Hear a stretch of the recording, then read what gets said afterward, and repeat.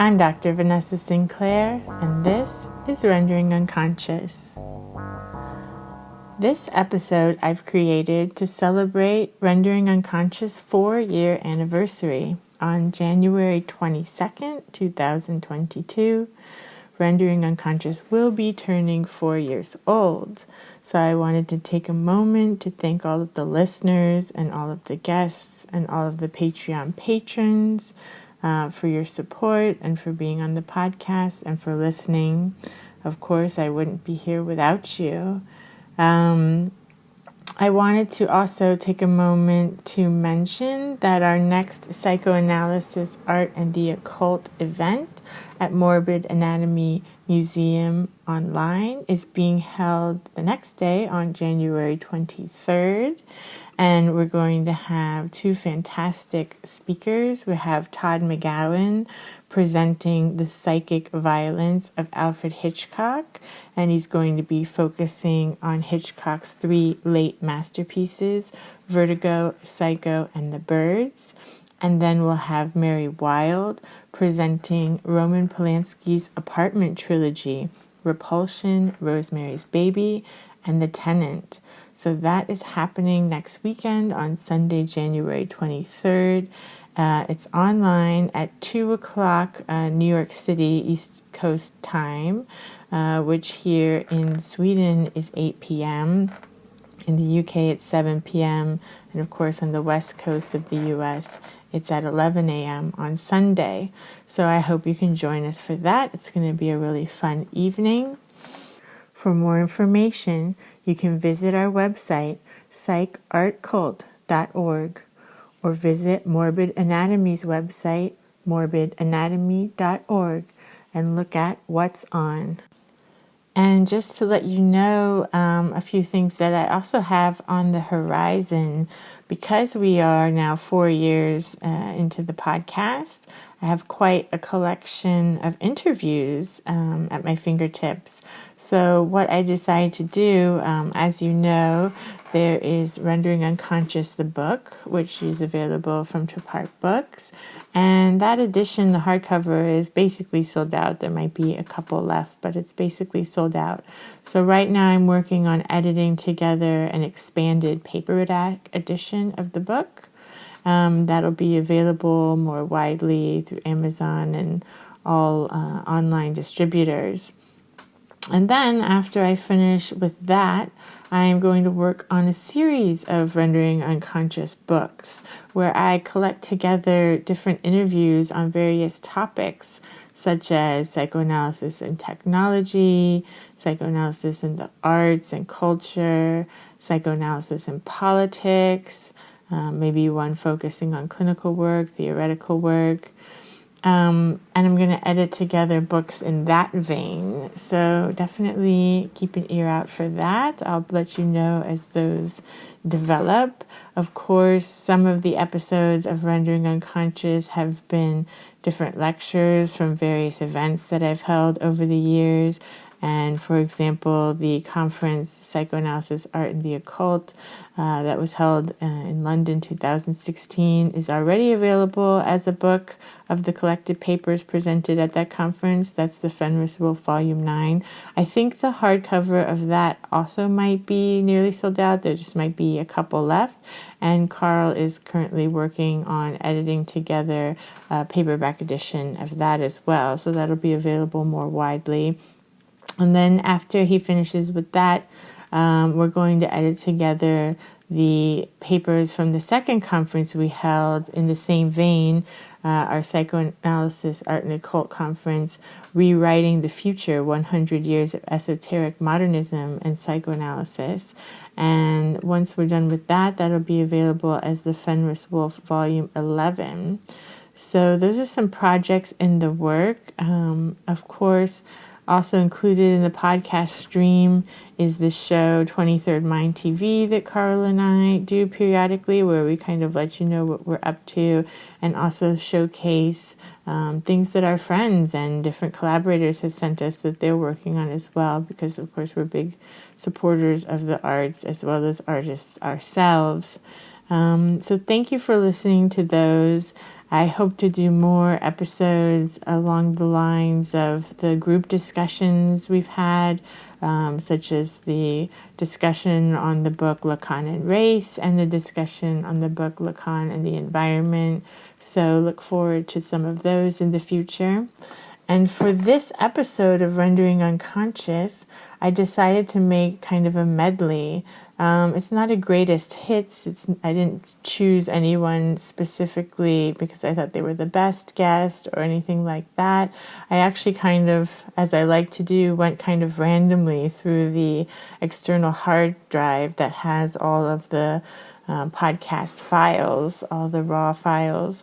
And I just kind of scrolled through and grabbed some episodes, and then I uploaded the episode to the iMovie and, just kind of dropped the mark at a random place in the episode and, grabbed a slice of the conversation from there.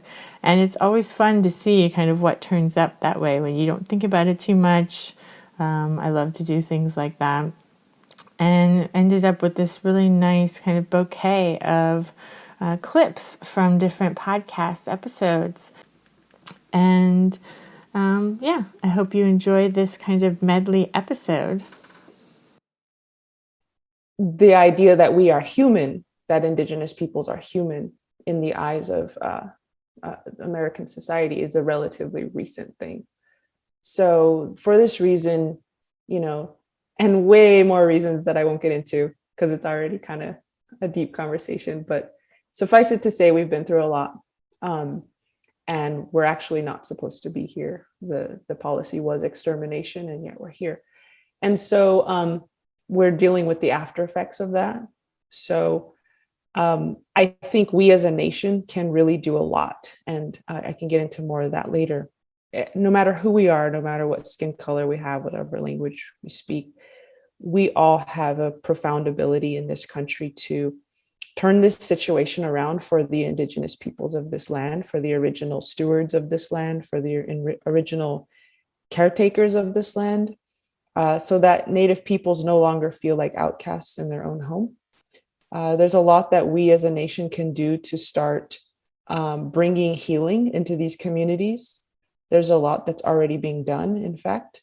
And there's a lot that each and every one of us can do in our prayers to keep Native people in mind and think of the ways in which we are benefiting from the displacement and dispossession of Indigenous peoples and how that has psychological effects on those communities. So I don't know, Tanaya, do you want to speak to sort of like what you do on the ground to address these issues or anything else? Sure. Yeah, and just so my Tanaya Winder. My name's Tanaya Winder. I'm a citizen of the Duckwater Shoshone Nation. I'm also Pyramid Lake Paiute, Southern Ute, Dene, and Black. And I grew up on the Southern Ute Reservation where my father's from. And just to emphasize and highlight some of what LYLA was saying, even just only last month was official language overturned in Colorado. One of the former governors, John Evans, had 2 orders, and one of them was calling for citizens to kill and destroy Indigenous people who are deemed hostile. And that legislation was used to start Sand Creek Massacre.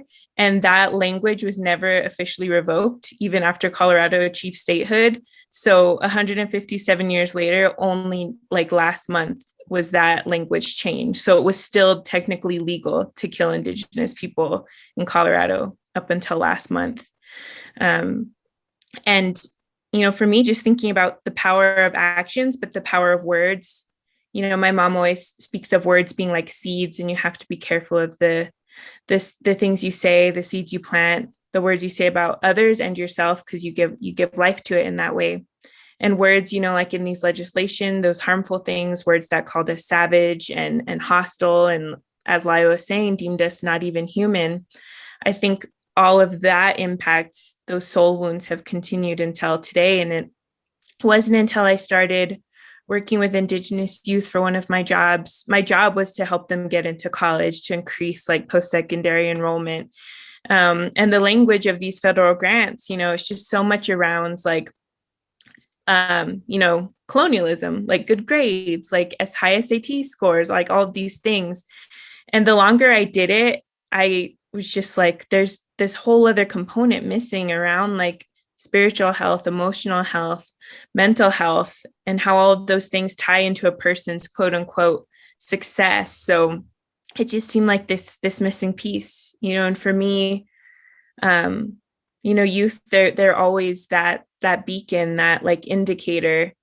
I wish I could think of a better metaphor because I don't like coal mines, but like the canary in the coal mines, you know, like if the canaries died, like that was the warning to the miners that the air wasn't good, the situation wasn't good, it was deadly.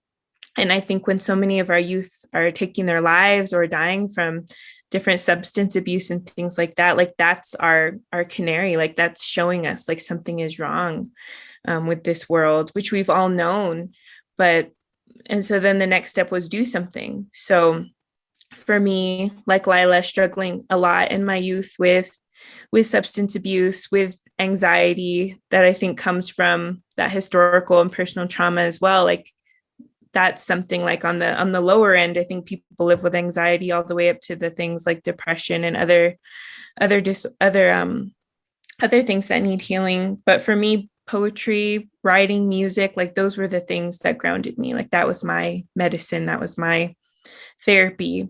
And so, you know, I found a group of artists, a group of friends, family, who I believed, you know, were similar, like warriors in that way. Like each of them had survived and like carried these scars and stories of survival that I thought, wow, like if this student heard LYLA, I know they would get like the inspiration they need. Or if this student heard Tall Paul, or if this student heard Jordan, or if this student heard Frank, like just all of the people that we work with. And I thought, you know, how can I assemble like relatives to come together so we visit communities and tell our stories of survival? Because, you know, that's how a lot of our history, a lot of our lessons are passed down through these stories. Like storying is sacred. Storying is our medicine. Like if you go visit elders and you want to learn about something, you'll often get a story. And there's so much in that story, so many lessons, like things you can pull out.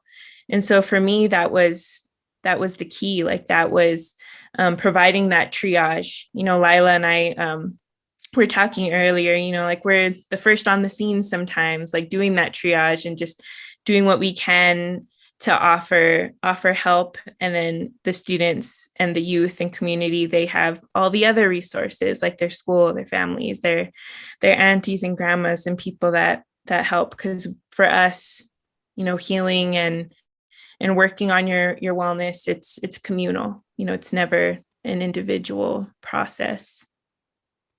Liberation theory, yes. Okay. What a small task, right, to talk about. So I was saying that I got interested in liberation theory partially because, and how it applies to psychoanalysis. So like a liberatory psychoanalysis, liberation psychoanalysis. Because I think a lot of people, when I tell them, so I'm Arab, I'm an immigrant, I came here post 9/11, I don't have American citizenship, I'm on a green card. I'm a highly racialized subject. My childhood was that as well. I lived in Canada for about 7 years in a 1,000 population town in Alberta. And it was very, very, very racist and very anti-Indigenous as well. And so a lot of people, when they meet me now and they know about the work that I do, they're just kind of like, why psychoanalysis? Like, why the fuck are you in psychoanalysis? Right? And I understand where that comes from. And our field has been, it has a very sordid history in terms of the ways in which it takes up these issues. And I was not satisfied with that. In my own training, I came in and I had to fight tooth and nail to talk about racial issues, even as they unfolded in the group process. It was just like, hello, look at the ways that we're talking about patients. Look at the language that we use, stuff that's normalized that's just like everyday language and nobody questions. And I was often, of course, thought about as aggressive, and it doesn't matter. I could sit there all day with just a smile on my face and I would still be called aggressive, which started me thinking about like, what else is going on here? It's clearly not what I'm saying. It's clearly not what I'm doing. There's a projective process that is going on that is larger than us, that goes back way far. And over the years, I started to realize that there's so much of this that's disavowed, particularly in the context of the United States, that whose unconscious has come to haunt it with a vengeance, right? The stuff that has been disavowed, this talk about a post-racial society, a post-genocidal society, a forgetting entirely about the ways in which this country was formed to begin with. More about how that ties into Israel and why there's like a natural connection between the United States and Israel in terms of this genocidal history. But and so the theories I loved, right? I craved the theories. I'm an English literature major. I started as an English literature major. That is where psychoanalysis is alive and well. I did a psychology minor, and I felt like the behavioral approach was so lacking in terms of its depth and in terms of its respect for the human, right? In the depth of the human and internal narratives. And being a racialized subject and sort of also being in Lebanon at the time, I felt there's also in behaviorism, there's a sort of overlay or maybe underlying premise that can also be used to racist ends. Like somehow we as people of color don't have an internal world, and the only thing that we can do is be conditioned. And that's often how it's used. Like, right, in Palestine, this is, for example, NGOs, how NGOs use things. Like, oh, don't worry about their internal world. They're really not sophisticated enough. And it's a classical sort of Orientalist idea about things, right? So here I was in between. I was conflicted. I was like, I love this theory. I feel like it has, along with sister disciplines, by the way, which are oftentimes just ignored entirely, right? Critical race theory and queer theory and all that. That's always ignored. But together, I feel like we have the language, the tools to uncover ideological processes. So something inside of me knew that that was there, but in practice and in theory, that was entirely missing. And I was like, what is going on here that there are no spaces for us to talk about this? So when I found liberation theory, and I thought, what a great segue into psychoanalysis for my own thought. Now, of course, I'm not the first person to think about this. Fanon, having been somebody who naturally knew this, right, by way of his own location in this world and what he went through, and with this sort of natural understanding about the political and the personal, and about our role and our ethical imperative to provide language and to provide a sort of framework around why these larger political things happen. And by the way, to locate ourselves within them. I'm not interested in just being somebody, and that is what liberation theory is about. It's like, you cannot be the person just on the sidelines pontificating about what is happening. You have to realize your own position within that. And in North American psychoanalysis, at least, I would say psychoanalysis as a whole, but particularly in North American psychoanalysis, our complicity within these systems. And so, encountering all these different, schools of literary theory, Marxism, feminism, post-colonial theory, and psychoanalysis. And I think one of the, kind of major kind of orientations for me that came out of that experience and that would lead me to graduate school and then eventually to psychoanalysis was a very kind of straightforward pedagogical assignment that I think a lot of English instructors use, which is to assign a particular text and then require students to apply a variety of different theoretical lenses to the same text, right? Read this poem or short story or watch this film, and then offer a Marxist reading and then a feminist reading and then maybe a psychoanalytic reading and see how they differ. And I think that apart from just the gesture of learning these different theoretical lenses, what I really took away from that practice was that changing the lens by which I read right, didn't just change the interpretation, it actually ended up changing me, right? Both as a scholar, but you know, as a human being, right, in a broad sense of the word, that to read differently, to look for alternative forms of signification in a text, in a social political phenomenon, actually ends up changing the reader in the process. And so I think that insight for me was just, you know, paving the way for psychoanalysis and an engagement in psychoanalytic theory, which, you know, quite obviously takes an interest in the power of signification, of resignification, and the like. And so I eventually moved away from English and literary theory and moved more into film studies, film theory, which also was a kind of fruitful discipline to engage in psychoanalytic theory, since especially in the US, film departments really emerged in the academy at a time in which French philosophy, French theory, and psychoanalysis was so influential.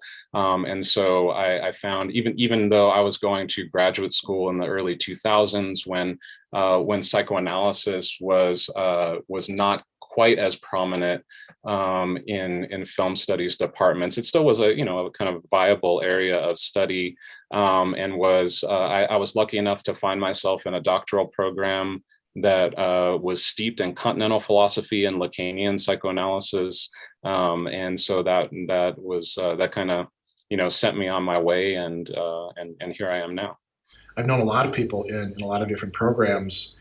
In literature too, where it overlaps with philosophy, where, you know, you've come into the class and it's a really big name teacher and they're going to tell you all about this new thing that they've got going, and you know, they don't go through. I mean, you don't know whether they're getting Descartes right or Hobbes right or whoever until you go back to it and read it yourself. And I find that happens a lot of times with Freud. Like, Freud is referenced everywhere, you know? Yeah. And then if you actually go back and read Freud, you're like, that's not at all what he was saying, you know? So it's like, it's really helpful to actually just at least read it yourself and make your own opinions instead of just reading everybody else's opinion about it.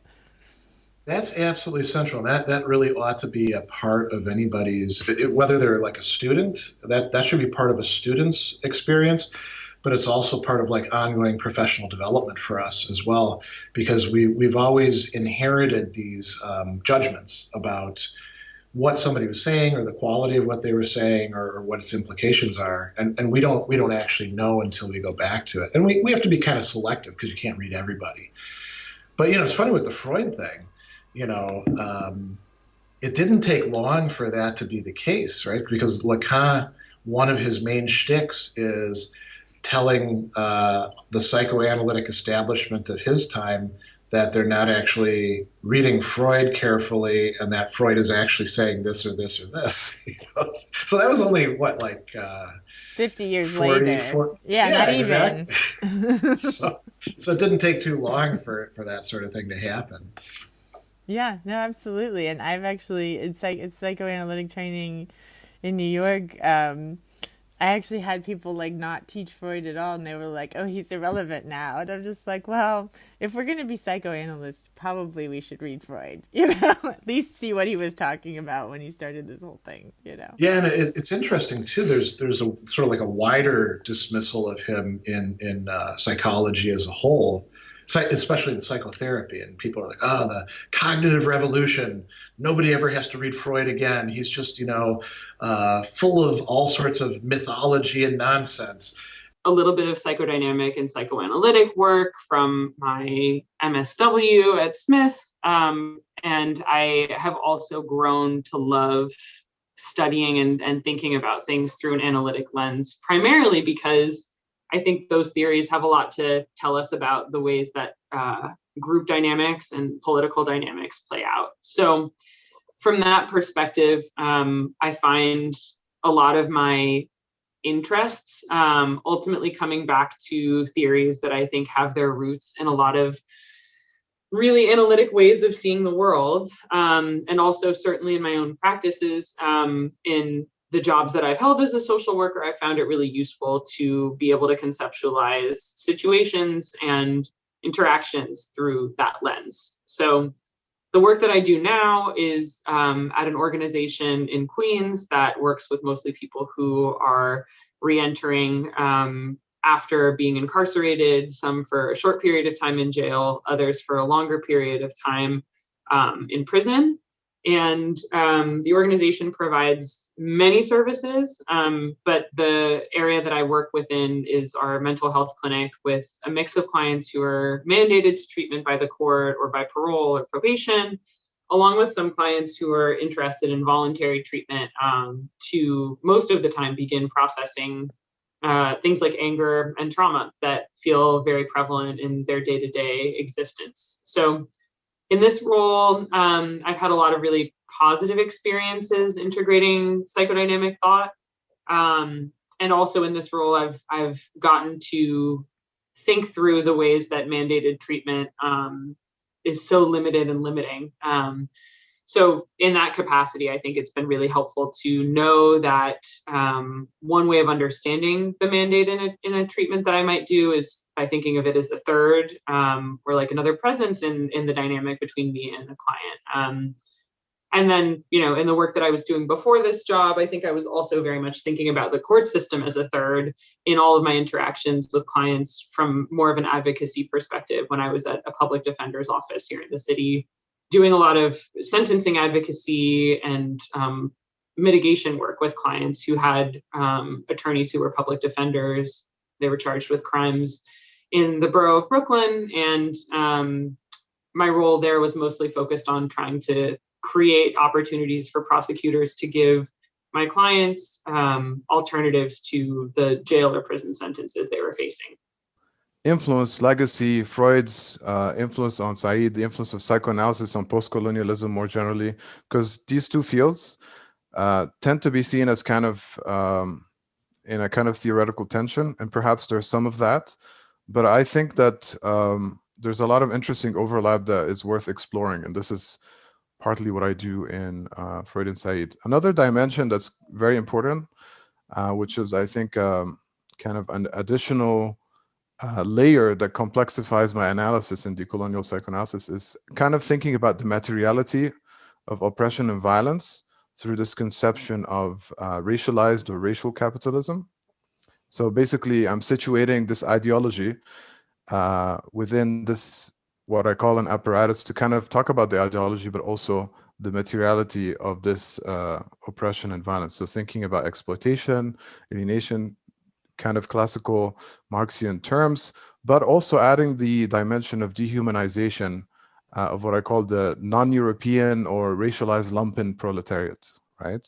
So, so basically building on my previous analysis, but complexifying it, adding more dimensions, and of course exploring the relationship between Freud and Said in, you know, fully as far as I could find based on my research. So that's kind of the overview. I can talk more details based on what you want to know. Yeah, but it's really feeling like an important space in psychoanalytic theory, because I haven't seen anything written very extensively on Freud and Said ever before.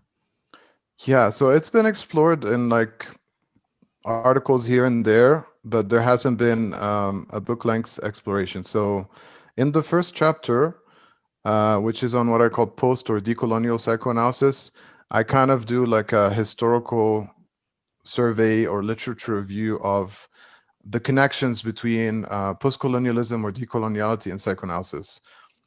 So looking at, you know, Fanon, Manoni, Memi, but even starting before that and looking at the work of Willem Reich, who's kind of overlooked, right?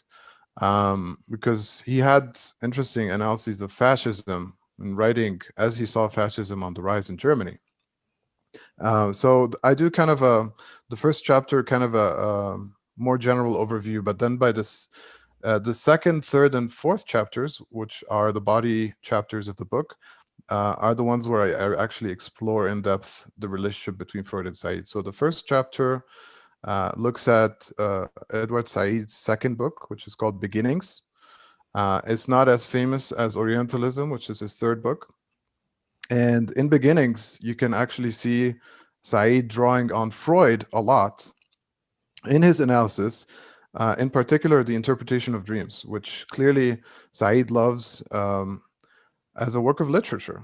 I mean, Said's training is in textual criticism. So he's looking at Freud not only as a scientist and as someone that invented psychoanalysis, but also as a writer, as a creative writer, and how he authors psychoanalysis through his writing style. And basically the argument that he makes in Beginnings is that Freud's writing style in the interpretation of dreams is not only a scientific introduction to psychoanalysis and how we interpret dreams in the clinic, but it's also a sort of, weirdly enough, an encounter with the unconscious through its own style. So that's what makes it kind of an exemplary modern text and kind of revolutionary in a way, that its style actually captures its message. The idea that the Freud's id, das Es, is also is the it. And I think that's a kind of, I almost feel like, I know Freud approved the Strachey's standard edition of his works, and so that he approved every translation, but I really feel like understanding the way passion worked and the way psychoanalysis theorized things, it would have been so much better if it was known as the it. And because then it would just be like, oh, that's what I feel when I feel totally this thing inside me that I can't control. It's it speaking, or it's taking control of me. So that's one of those cases where I think the translation is the other one is, of course, this is very famous, is Trieb as a translation for instinct, and rather than Strachey did not use the term drive.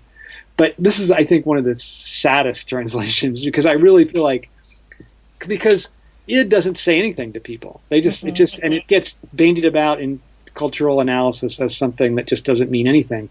But I think it inside of me, I think that would really resonate with people. So exactly. I feel like I think that's a real missed opportunity in translation, you know? Yeah, because everybody would be like, oh yeah, I know that experience. Exactly. But if you talk about what the id, and then they'd be like, what? I don't know what that. It's too abstracted. Yeah. And it has no meaning, meaning otherwise. Right, it's not an English word, really. Yeah, it's nothing. There's nothing to connect to it. Right. And same thing with drive, like instinct. That just brings it back to biology, and people think biology, but that's not what he's talking about. Right. I mean, it's just what you said earlier about this collision between culture and biology. That's what drive is. It's the result of that collision. And so if you translate Trieb by instinct, then you've just missed that altogether. Yeah, then you're thinking I'm hungry, or it's like a reflex when the doctor like hits my knee, or I need to procreate or whatever. Right, exactly. Yeah. Yeah, no, I mean, I think one thing I've grown to really love about Freud, sitting a lot with Freud and Freud's own revisions of himself, is that he just is a very flexible and capacious thinker. Many people, when they're elaborating a science, they build linearly, A and then B and then C. And even as they might contradict themselves, they sort of repress that. Now, Freud, of course, burned a ton of his writing. We only have a partial record. The Freud archives have been very slow to release new material, but we can see Freud revising on the fly all the time.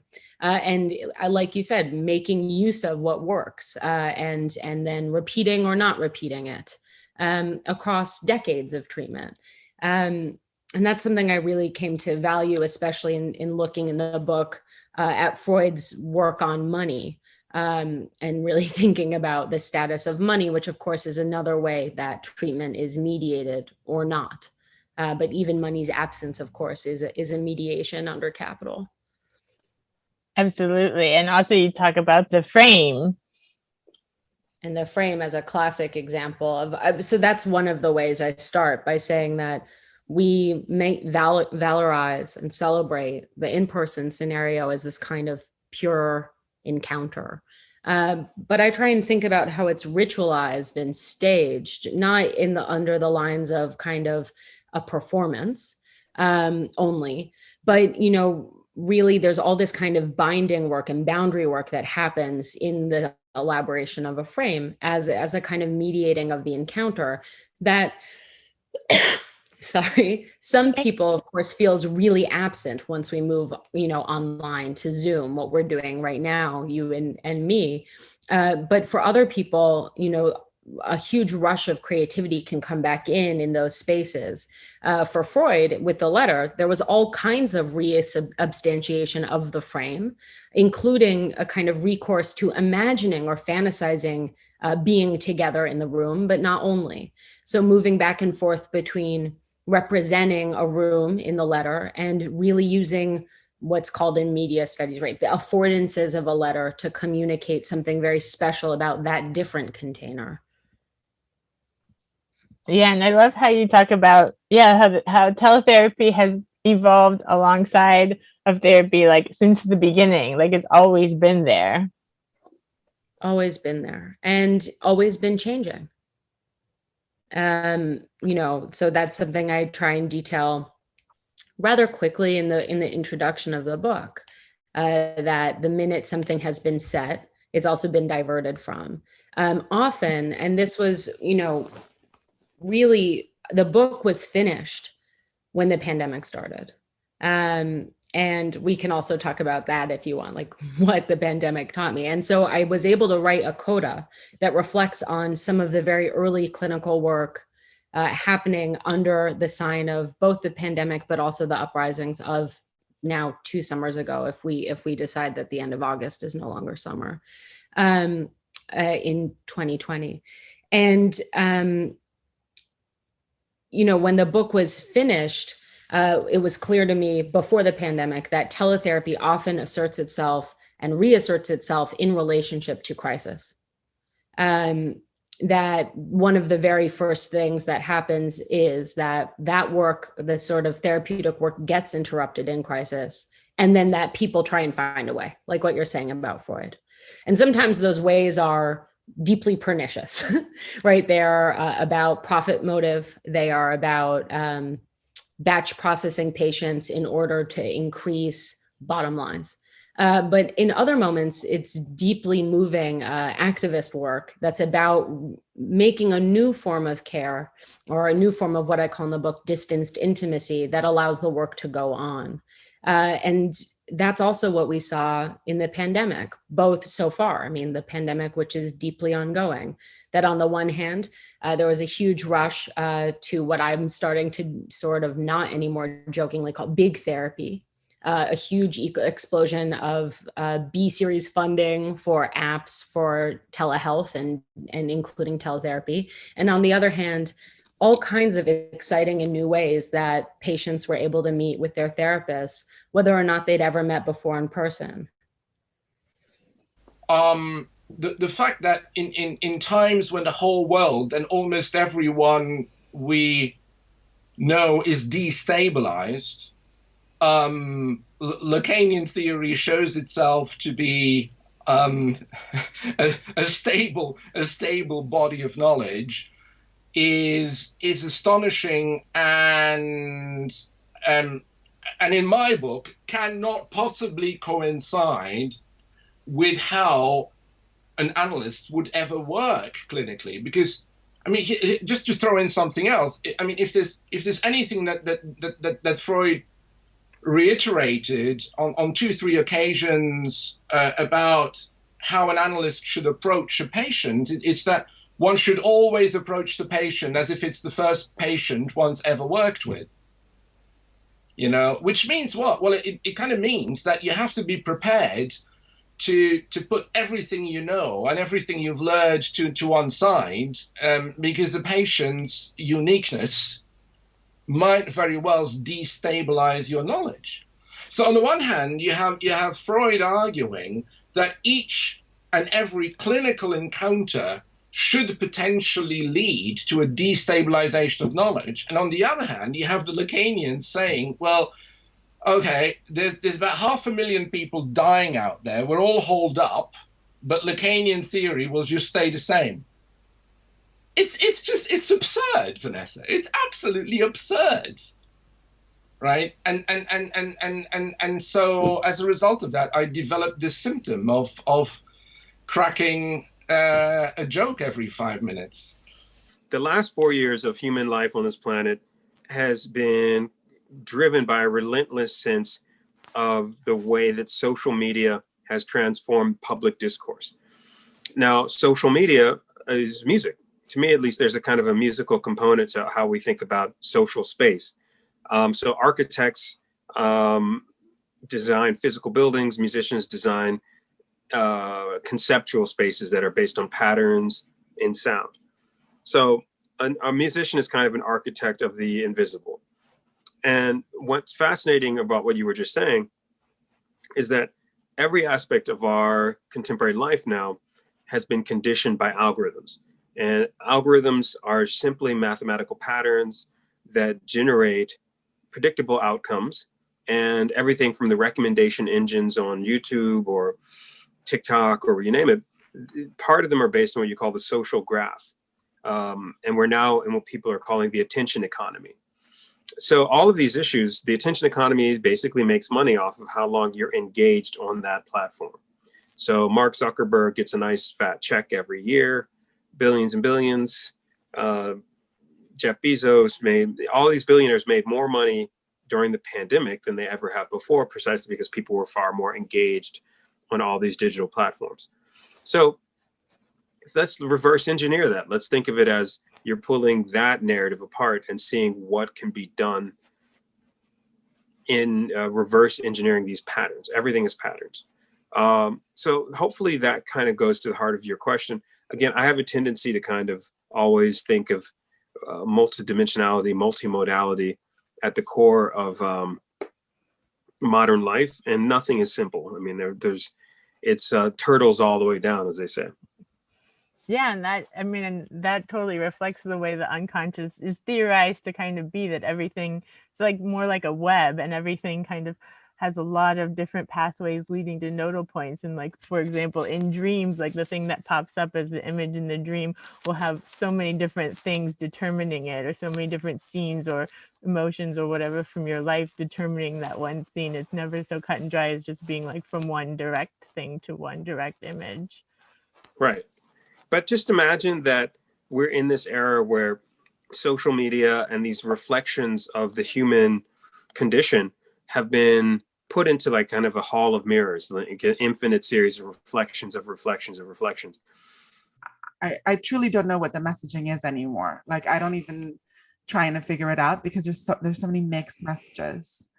Yeah, I mean, there was definitely a point in the media in the United States where all of a sudden they just cleared the pandemic over and told everyone to go out, because literally like everyone I know in the States, no matter who they were, and these are people that did not know each other, all of a sudden were like, well, the pandemic's over now.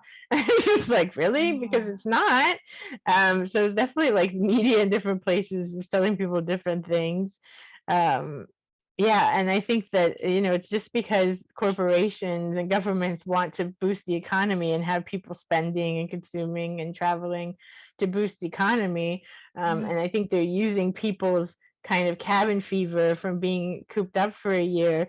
They're like playing on that and telling people to go out and do things, and people are itching to go out and do things, and so they're doing it. But I don't think we should listen to those corporations and governments, because they really just want to stimulate the economy, and they're putting money making over life, and that's not good. No, it's not. It's really not. I mean, actually, I'm just glad that you recently you invited me to write a book chapter with you. And I don't know if we're allowed to like talk about that at all, or I think so. Yeah.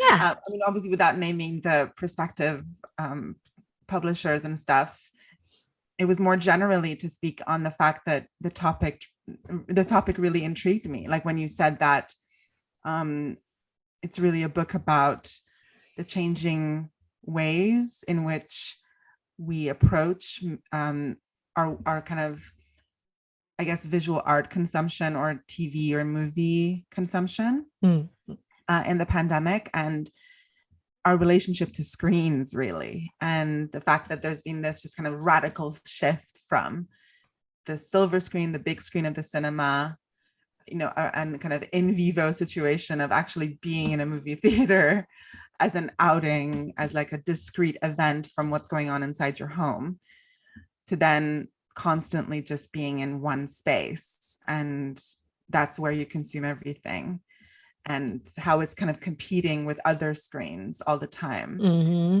And it really got me thinking, like, I firstly think I have to thank you for asking me to write that chapter with you, because it kind of gave me something productive to do, and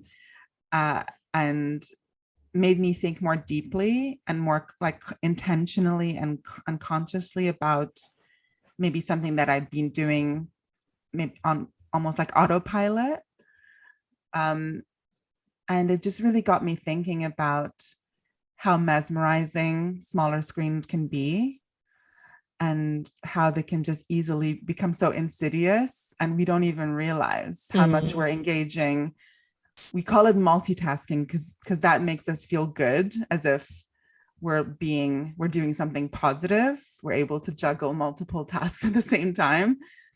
But what it's actually doing is splitting our attention and diluting it from truly experiencing like the work of art, which is the cinema. Mm-hmm.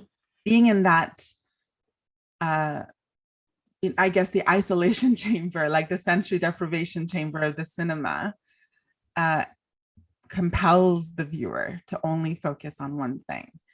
And so it really facilitates suspension of disbelief. And I feel like we can't have that at the moment.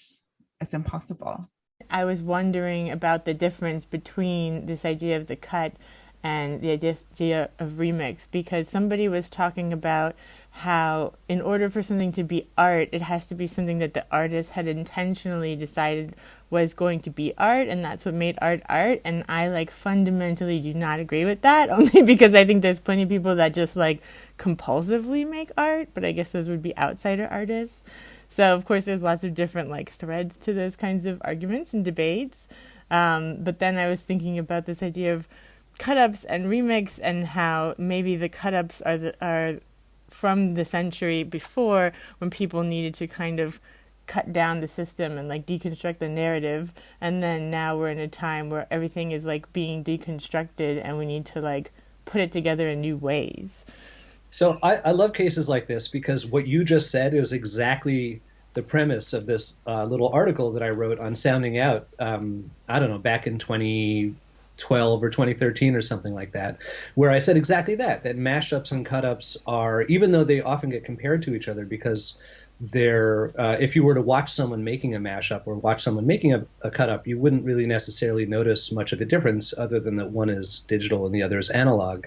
But from an epistemological standpoint, they're actually totally opposite to one another, for all of the reasons that you say, right? Cutups were a form of resistance against the hegemony of the master narrative, and against the hegemony of, well, what Bill Burroughs called control, right? The kind of linguistic, ocular-centric vision of a unitary worldview that has no basis in empirical reality to the best that we understand it. But that was so instrumental to maintaining political power during the 19th and 20th centuries. And the mashup is, as you say, this largely organic response to the decontextualization of cultural information in the age of infinite digital platforms and networks, and an attempt to kind of create a language whereby you could resuture meaning together through the collection and an arrangement of disparate cultural sources. So I think you're dead on accurate, and it's so. I don't know about you, but like I know that you're a mid-career scholar like I am. So I when I was a newer scholar, and even before I got into academia, when I was just an aspiring public intellectual, I was so covetous of my ideas. Like I'd get really upset if somebody else expressed an idea of mine in a public forum, and I'd be like, oh, I missed my shot. Like I had a window to own this idea, and I didn't.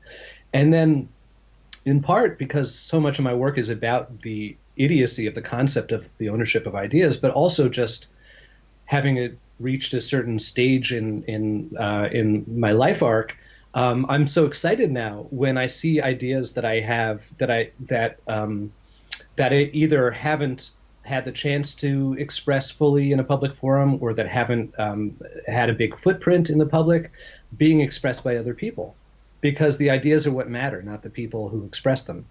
And so, like, I was just filled with delight at seeing your response to that thread, because that means that the idea has at least twice as many brains thinking it, and mouths and fingers expressing it as it did before. No, I love that, and I think that what's happening in the digital age. I mean, you guys. I guess I found you out from David Gunkel, and you guys are coming from more this tech side of things, whereas I'm historically not very tech oriented at all, but I feel like clearly in this day and age, like everybody has to be, like everybody has to understand politics and everybody has to understand technology or else we're going to have even more problems, you know? And so I'm trying to educate myself more and more about technology, but I've been thinking about it from like a psychoanalytic point of view in the realm of the digital and digital media, and how this is like a perfect way for people to understand kind of psychoanalytic ideas more, because you can see like how people are projecting their ideas on one another so clearly, and you can see everybody kind of developing this ego that they want everyone to see, which is not the person that they really are underneath, and that sort of thing. You can see them all like playing out so clearly. And so I think that, yeah, I don't know, I think that the digital world is more important than ever.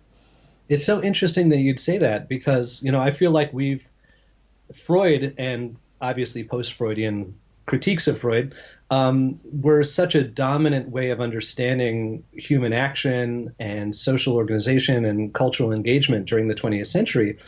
But there was this kind of this scientistic turn, or this technophiliac turn around the end of the 20th century, where, you know, first we saw these people who wanted to understand human cognition and communication putting subjects into fMRI devices and tracking the flow of blood around their brains.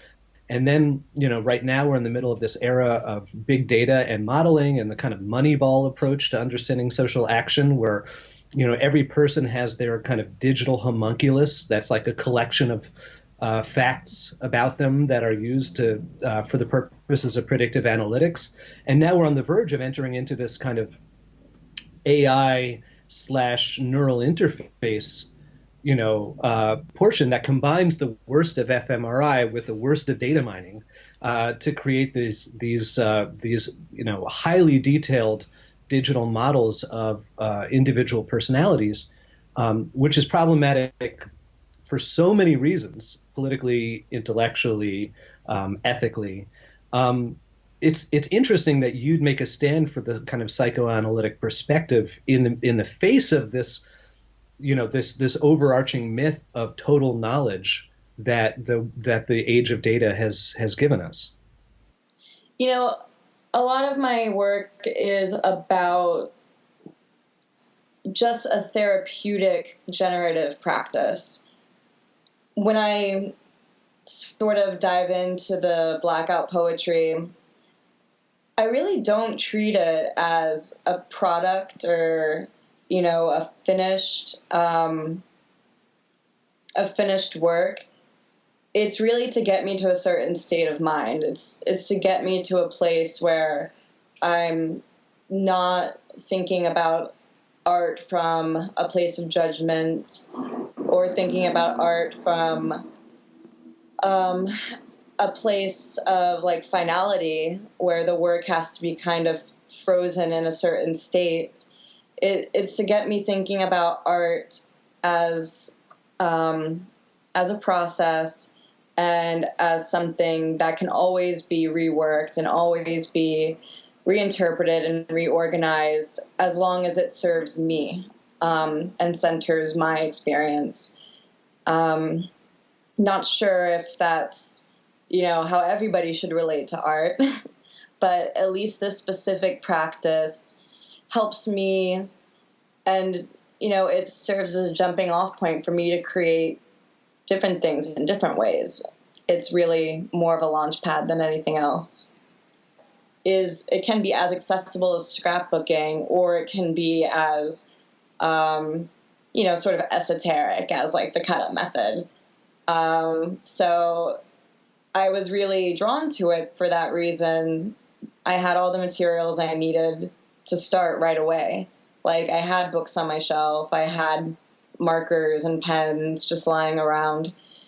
And there's always an excuse for me to not write or not create. Like, I don't feel in the mood. But this is so unconscious. Like, it is just like putting ink on a page, and you're not writing anything. You're just dragging something along. And it really helped me, on those days where I felt like I could do nothing to create. I was too depressed. I was too uninspired. Like, it had just such like a physicality to it. And also it felt really good to kind of break the rules a little bit. Like, I have to ruin literature in order to do this. I have to tear a page out of a book that I care about and create something that's very ephemeral and something I don't really care about. So there's something kind of like perverse there, and that appeals to me. And, there's a lot of, when I look back on them, I always, find ways again to reinterpret it. And it just constantly serves as inspiration for poetry and creative work on the days where I can put pen to paper and I can, engage in these like, quote unquote, like higher levels of like thinking. But yeah, the act of just kind of unconsciously doing it to make myself feel better was very appealing. Kat, if you could do anything you wanted to do in the field of psychology, what would you want to do? And I had never been asked that question throughout, and I had been in the field for more than a decade at that time. And I said, I'd really like to write about psychology and film. And he probed a little more, as most psychologists do. And, he said, well, I have someone for you to meet. And at that time, American Psychological Association had a journal that was called Psychoanalytic. And there you had an opportunity to write about the psychological dynamics found within film. And so I felt like I had hit the jackpot, like this is it. And so I was sent to the movies and I was sent to write. And it was a perfect fit for me. And so after I wrote several articles, the same individual said, I think it's time for you to write a book. Best Psychology in Film was created, and it came out in 2019. And what kind of films did you write about? So at that time, in 2018, the Oscars had, at least here in America, had a lot of buzz regarding the fact that many of the films that were chosen and selected as contenders were more diverse, with actors, even plots and themes of their films. So I took those films that the Oscars recognized as nominees at that point in time because of the level of diversity in the films. And I wrote about the psychological dynamics found within them, within the films itself, as well as the characters who were being recognized for Best Supporting Actress and Actor and Best Lead as well. And so the book explores really how every single film, that really none of these films have they're not psychological thrillers or have a psychological plot at all. But the point is that with every single thing that you watch and you take in when it comes to media, there are psychological dynamics at play. I mean, I truly believe psychology is all around us in every moment of our lives, whether it's with other people that we're interacting with, or even when we're sitting in solitude, psychological dynamics are happening. And so that was the goal, to be able to bring to light and elucidate for the reader what psychological dynamics they were seeing when they were watching these films. Yeah, and I read that you like to write or speak in a way that's accessible so that a more general audience can access these kinds of concepts.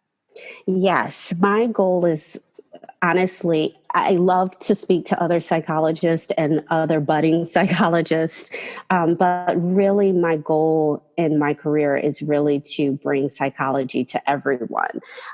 Historically, I feel like psychology has had this sort of mystery to it. What is it? Many people even may be afraid of it, especially to go to a therapist or receive counseling services of any sort. And my real goal is to be able to make it something that's just in our general language and our general awareness, just like going to a primary care physician once a year or your OBGYN is something you do every year, is being able to think about your mental health, hopefully more than every year, but at least every year that you're thinking about your mental health. And I say those as two separate words to be able to really be able to put that at your radar and your forefront, that that's an important aspect of who you are and what makes you who you are. So ancestors are a huge part of my practice. I think especially for me, one of the reasons I became an ancestral specialist is just because I was so lost in relation to my own ancestors. You know, I'm someone who, on my mother's side, it's really hard to track back a lot of our ancestors because many of my ancestors were enslaved peoples in that line. And so, you know, just aren't a lot of records available, or the records that are there are just very hard to work through, and I haven't been able to make much headway. But in that line, I also have Scottish ancestry because of, you know, overseers that raped some of my Black ancestors. And I also have, you know, Sephardic and Ashkenazi Jewish ancestry. I'm not sure where it comes from in that line. But so there's a lot. And then on my dad's line, he is German Jewish and Swiss, and also some, like, you know, British ancestry as well. And so for me, growing up, I didn't have a huge connection to ancestors. My parents hadn't really valued that kind of connection, and I didn't really know stories or names very well. And so I felt really isolated from that kind of web of home, real sense of home and belonging that you might gain from that kind of grounding in ancestry and grounding in the land that your people come from. And so I was kind of stuck having to go the spirit route to understand that, because I didn't have a lot of physical information or, you know, tracking of the lines to dig through. But what was interesting is when I started that journey, I was working with a Wiccan coven at the time, actually. This is many years ago, like maybe like 11 years ago. And we did this ritual on Samhain, or on Halloween, and there was a medium there. And the medium ended up channeling my grandmother on my father's side, this incredible woman who's a famous pianist. And the first thing she said to me, I still have chills when I talk about it, the medium looked straight at me and she said, it was a man, but he was telling my grandmother. My grandmother said, "Don't believe everything you've heard about me. I'm going to tell you more about me and more about your ancestors." And then she left, and that was it. But the medium knew nothing about my relationship with her. My family had always told mostly horrible stories about her, and that's all I'd really gotten. Right? I had never heard anything else. And it was like she was addressing that in that moment. And then within 2 weeks of her coming, my parents found this letter in their house that she had written to me for Langston when he writes his book, that detailed these like generations of ancestors' stories she had written down, names that none of us had ever seen before. And I'm sure it was there. I'm sure she wrote it when she was living, but it just popped up. So I know that me reaching out to make that connection resulted in her being able to reach out back even stronger. And that really led me on this path to stumble through this relationship that a lot of us feel in the contemporary world of like brokenness with our ancestors, and be willing to move into that discomfort, because I knew there was something there reaching out to me. And through engaging in a lot of healing work around my ancestral lines, eventually find that they became a source of deep nourishment and resource and grounding and protection, versus feeling just like this burden and this brokenness.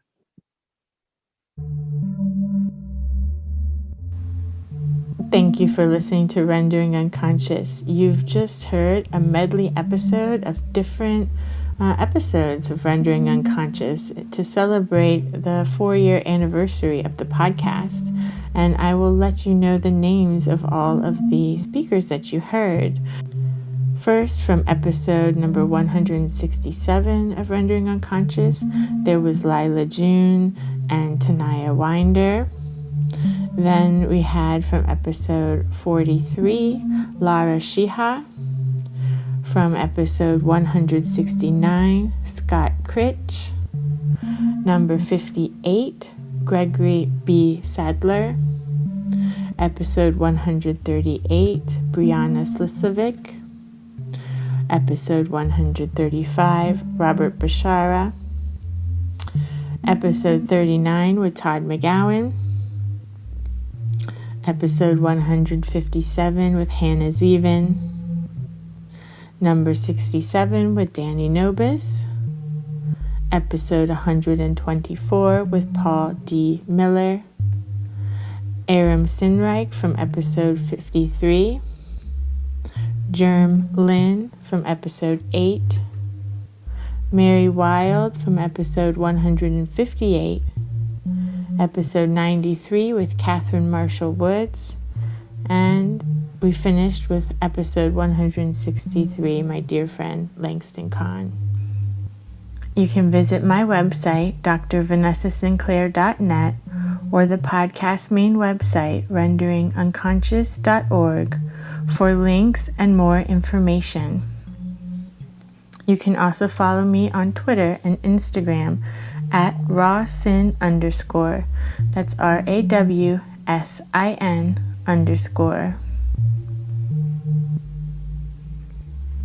You can support the podcast at our Patreon, patreon.com/Vanessa23Carl. That's VANESSA 23CARL. Your support is very appreciated. Thank you so much for supporting Rendering Unconscious podcast and all of my other creative endeavors.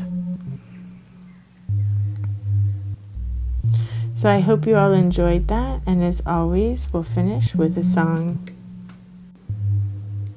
This is Bring Forth Our Ancestors, Embrace Ourselves, from a collaboration I did with Per Ulund. Available digitally at Bandcamp, highbrowlowlife.bandcamp.com, as well as a limited edition CD, which comes with original artwork, at Trapart Editions. The website, trapart.net. Enjoy.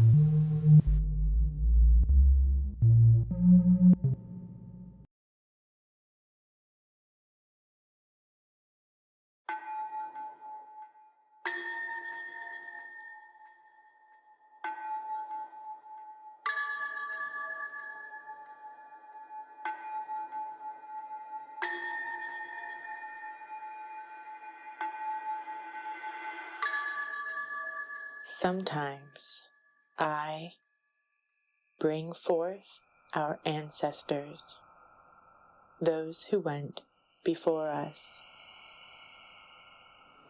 carry out so much brutality. I don't think transformed. Crossing places, seeking the deep roots and connections where we surge forth, carry out so much brutality. I don't think transformed.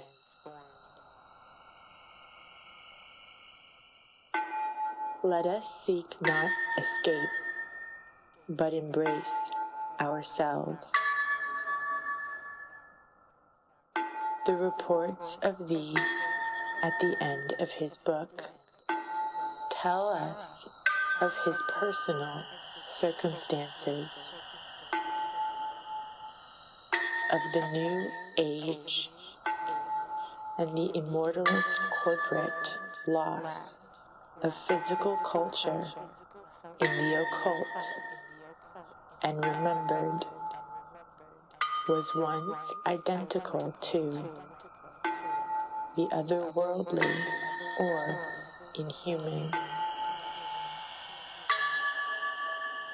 Carry out so much brutality, I don't think transformed.